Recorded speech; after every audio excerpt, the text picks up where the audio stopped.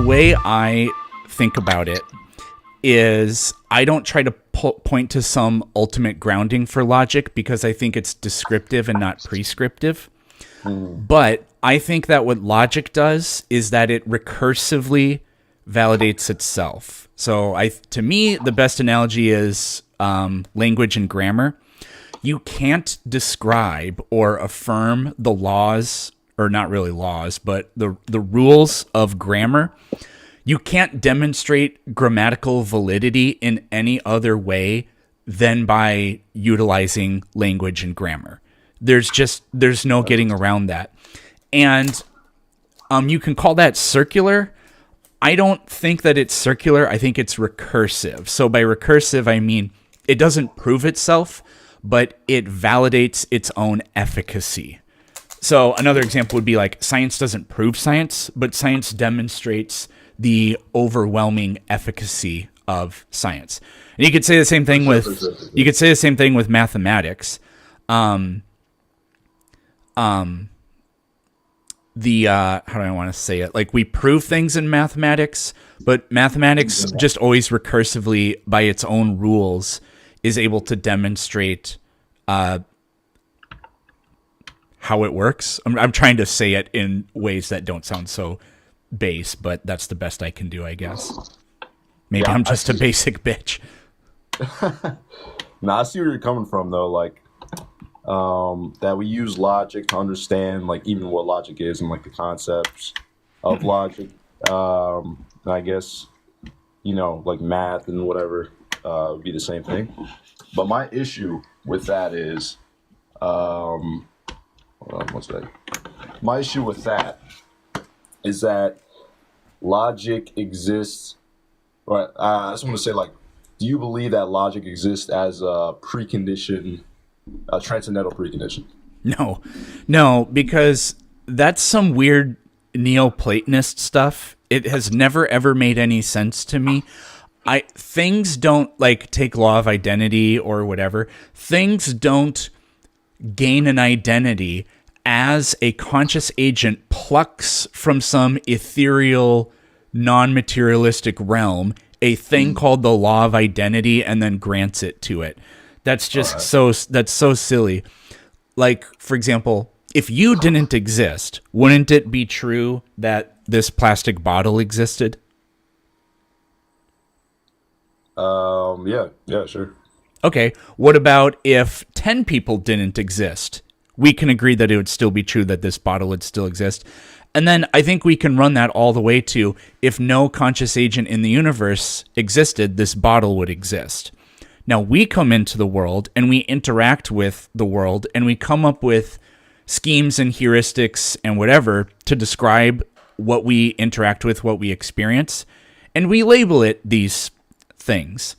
So I think that this is getting slightly tangential. I don't have a good segue into these.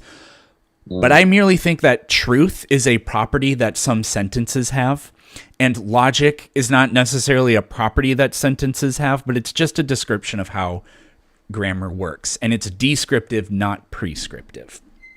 Okay, so would you just say that, like, truth just exists? It just is? In a sense? Well, I think that truth is a concept that conscious agents use, so I think that it would be true that if I didn't exist, this bottle would exist, but not because truth continues existing eternally, forever, or even just temporarily when I'm not around or whatever. I think it's because a fucking bottle exists, and then we came up with ways to describe the way we interact with the world. So I would say that it's grounded in a material. Well, it doesn't have to be material, but it's grounded in a reality that really exists. Okay, but I'm gonna check you on that because in the reality, we can see the material things that exist in nature and all that in our world, but in a dysteleological universe, as in a universe that doesn't have any meaning or any purpose, how do you come to the conclusion that these things actually are true and that, the other preconditions that we have, or even knowledge itself, is not some like mumbo jumbo nonsense, right? Because it's like the universe doesn't have any meaning. The universe is, I don't know if you believe the universe is eternal or not or whatever, but you probably say like, the universe created these things, but like, how do you go from that, going from a universe that doesn't have any purpose to things that have purpose and meaning, and to truth, which is really like a epistemological question, I guess. You wouldn't really be able to say that anything is really true in that worldview.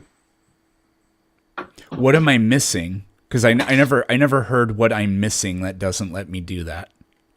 What you're missing is a justification for the transcendentals, like logic, truth, meaning, purpose.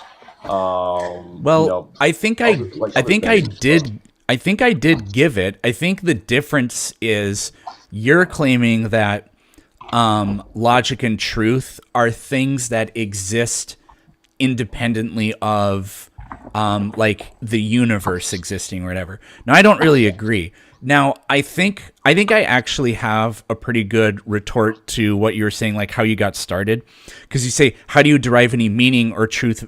What you started off saying to me kind of sounded a little bit like, how do you derive meaning or truth value in statements if the logic or whatever isn't eternal? Now, what I typically say to that is, I usually use an example of co-referential experiences. We, like different parties of conscious agents get together and we come up with conventions and rules, and we agree, and sometimes we disagree, but the purpose of that is to come to some sort of conclusion or do the best we can to contribute to like our ideas of epistemology, and all of that. So